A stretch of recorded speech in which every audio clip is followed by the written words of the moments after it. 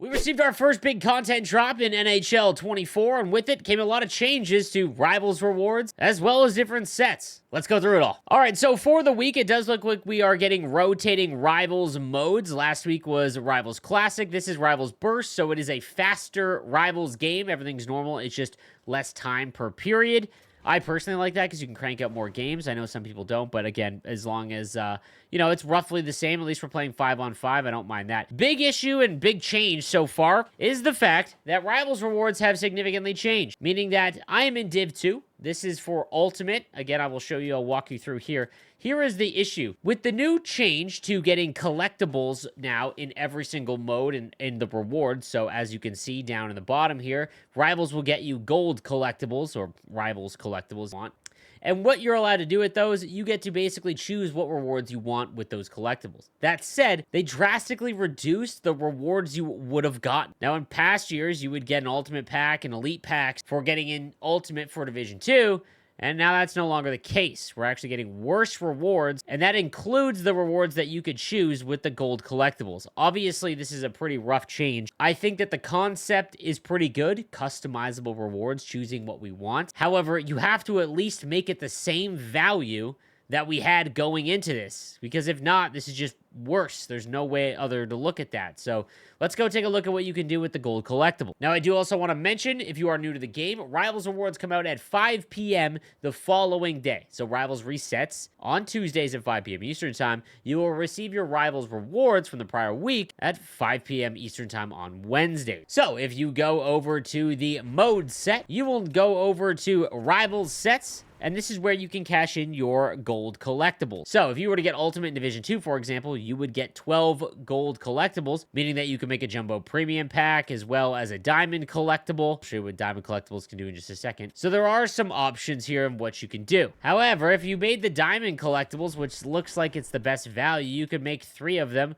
which would essentially just give you a Premium Players Pack or a 1 Guaranteed 82 Plus Players Pack, which isn't terrible, but again, it's still worse than what we had going into it. So again, while I think there is a decent concept here, it just needs to be more valuable. That doesn't make any sense to give us less rewards. Now, we also got new Hut Game Day cards. I apologize for not bringing this up in terms of the Crosby and Bedard. At the time of this recording, they are about to play. But I want to talk about the Hut Game Day cards, as we got 8 of them, and this is for the Saturday Night Showdown, October 14th, where every team is going to play. They get a +1 overall boost to the players on a winning team. This, again, feels like we're going backward. These have been in the game for a few years now, but in the prior year, it was how they perform, meaning that, let's say, Nugent-Hopkins versus Kuzmenko, it didn't matter who won. You would get points based on how many shots they had. Did they score? Did they have an assist? Blocks? All of that, which made it a lot more interesting than just blanket winning. But maybe they're trying to make it a little bit more understandable or simpler. But again, this is just another change in content that makes me feel like we're going back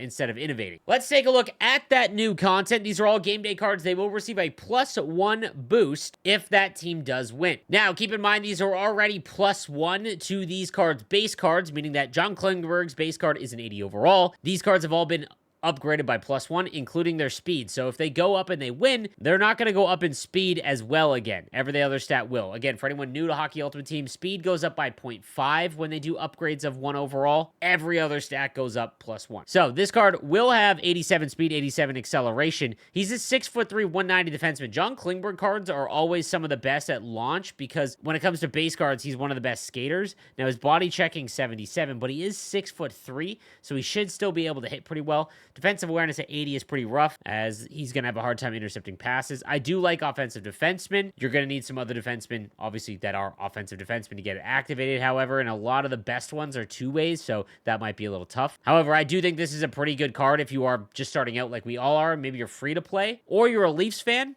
This one actually could be decent to me. Going up against Uri Slafkovsky from the Montreal Canadiens. Obviously, this one's going to be a pretty popular run among the QC players. 6'3", 238. He's a great HUD card just because of his size. He does have the power forward synergy. His skating is pretty rough, and again, even if they win, it is not going to go up. But his shot is pretty decent, as is his body check. So if you have a lot of fast players, or maybe you pair him with someone like Matthew Barzal on his other wing, he definitely could have some value if Montreal wins. Now, if I was a betting man, I'd go Toronto in the home opener, but that's just me. Next matchup we've got from the Vancouver Canucks, Andrei Kuzmenko, 5'11", 194. I'm glad that they chose some of the younger players, the exciting guys. He's got the sniper forward synergy, which in my opinion is one of the best, as well as close quarters. A great superstar ability. 87 speed, 87 acceleration will play. He's got pretty brutal endurance and balance, however, but his shot, it does get up to 87 overall.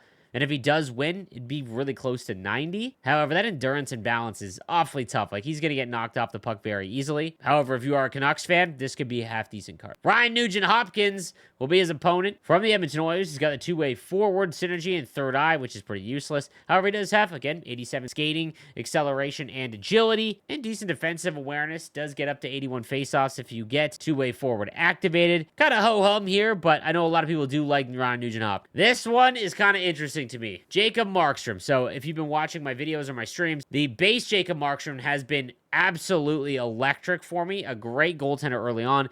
And being able to get a Jacob Markstrom that's essentially 84 overall if they win could be a huge bonus to your team, obviously. A nice little upgrade. We'll talk about the cost and how you make these cards in just a little bit, but he's got great stats, and he is going to be one of the best goaltenders early on in the game. Taylor Hall from the Chicago Blackhawks. He's got playmaking forward. This is a nice card as well. 88 speed, 88 acceleration. Taylor Hall cards are always great, especially at launch. He's got a good shot, decent hand stats, all the way around. This is a nice card as well, especially if Chicago's able to win. Then for the Minnesota Wild, we've got Matt Boldy. Great size at 6'2", 201, and the power forward synergy with close quarters. I think this is a little bit better version than the Slavkovsky card. 86 speed, 85 acceleration, good balance, good body checking as well. Again, paired with someone fast, these could be really nice cards. Evgeny Malkin from the Pittsburgh Penguins, just a little too slow in my opinion now, and he never has a great face-off rating. So Malkin cards have always been pretty rough in my opinion, but if you got the Crosby one, maybe you're a Penguins fan, you're able to get Malkin. If he can get up to an 85, make it a little more interesting. He'd hit that 80 on the face-offs, and his hand stats would basically be 90 across the board as well. Might not be terrible. Now, to make these cards, if you head over to the sets and then headliner event sets, you will see the new game day sets here that you can complete.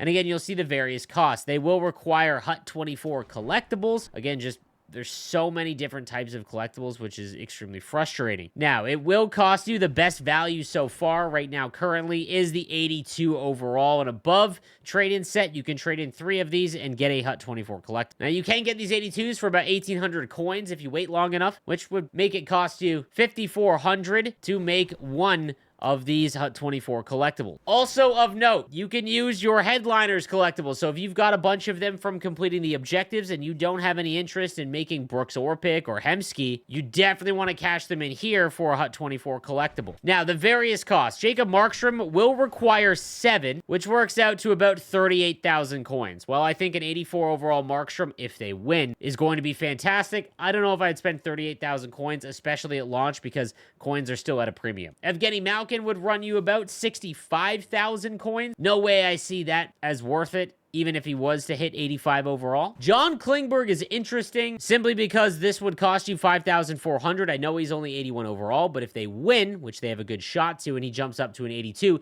his good skating makes him already viable, especially for free-to-play teams. I'm probably going to make this set simply because I do like what the game day sets are. They tie into the real thing, so I kind of want to have a horse in the race. But I also might use my headliner collectible because I'm not going to make multiple MSPs, and I can essentially make him for free with that headliner collect. Matt Boldy is going to run you about 38,000. Again, I still think that there are better 84 overall cards that would probably be a little bit more helpful for you. Slavkovsky is going to cost about 16,000. Now, we do have 3 headliner collectibles from that objective set, so you could get him for free if you've been grinding the headliner event, which again, for a Canadiens fan, I would definitely do it if you're a fan of the team. Now, Taylor Hall at 38,000 coins is interesting. If you could have 3 already just from the Hut headliner event, and you were able to buy or create 4 more at 22,000 roughly, that's a definite decent buy in my opinion,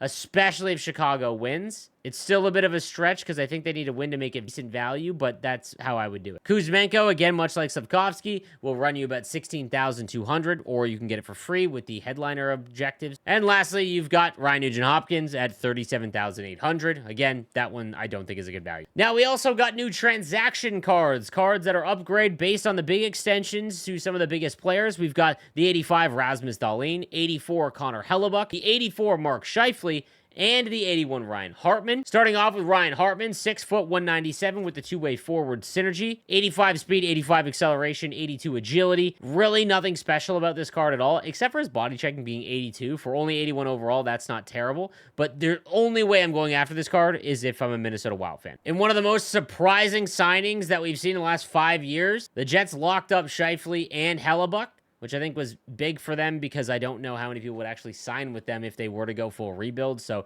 I think they were kind of stuck. However, Connor Hellebuck has always been a pretty good goaltender in game, and Speed Boost is a good synergy. I'd be on the lookout to see how much this card goes for. If it was anything around 20,000, I would think about it, but even then, you're paying quite a bit. Again, you could just get base Markstrom for like 5. Mark Scheifele, forever, one of the most underrated cards in the game. 6'3", 198, right-handed forward. His face-off rating is a little rough still at 79, but he's got 88 speed, 88 acceleration with playmaking forward activated, gets up to 87. His shot is in the mid to high 80s. Hand stats are all in the high 80s. Like, I don't know what it is. He is a meta build. I think it's simply because he is a Winnipeg Jet and not a lot of people watch Winnipeg. Right now, he's going for 30,000. I would say anything under 25, he's worth more than most of the 84s that are available. And lastly, we've got our 4th Rasmus Dahlin since launch of the game. 6'3", 202 with two-way defenseman, which is one of the best defensive synergies in the game, and playmaking boost. He's got elite edges. I think elite edges on a defenseman, especially silver, because it doesn't cost you as much. It is a very underrated ability for defensemen because you're able to go left and right very quickly and keep up with the players that are very quick in your game. It stays active without the puck as well, something that a lot of people don't realize. He does only have 85 speed, 86 acceleration, and only 81 body checking, but he is big, so he can make up for that. He's got 93 defensive awareness, which is great at this stage of the game. This one could be an interesting card. Now, that means he unlocks his Tier 5 X Factor. So we've got our first X Factor upgrade, and it looks like he gets shooting boost on top of two-way defenseman, which is great. That helps out his shot quite a bit. I think shooting boost is a great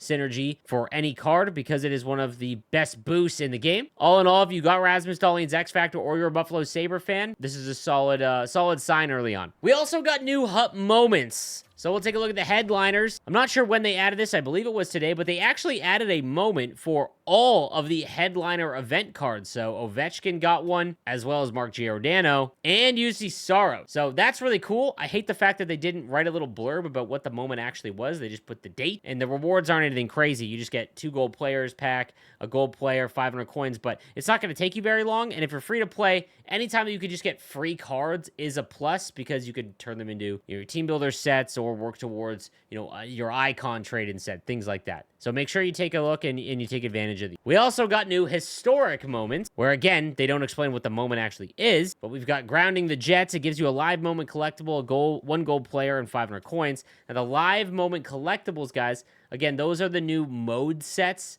that came out that just makes everything so confusing. Again, over here, you'll see mode sets, and then you'll see live moments. I would not ever do these ones. Base packs or the mini pack, you will never pull anything. Just save all of your live moment collectibles until you get this diamond collect. So I hope this helps explain all of the newest content. I will make sure I update a video every single day there is new content and things that come out in NHL 24. Thank you for all the subscriptions and views and follows. See you guys next time. Have a good one.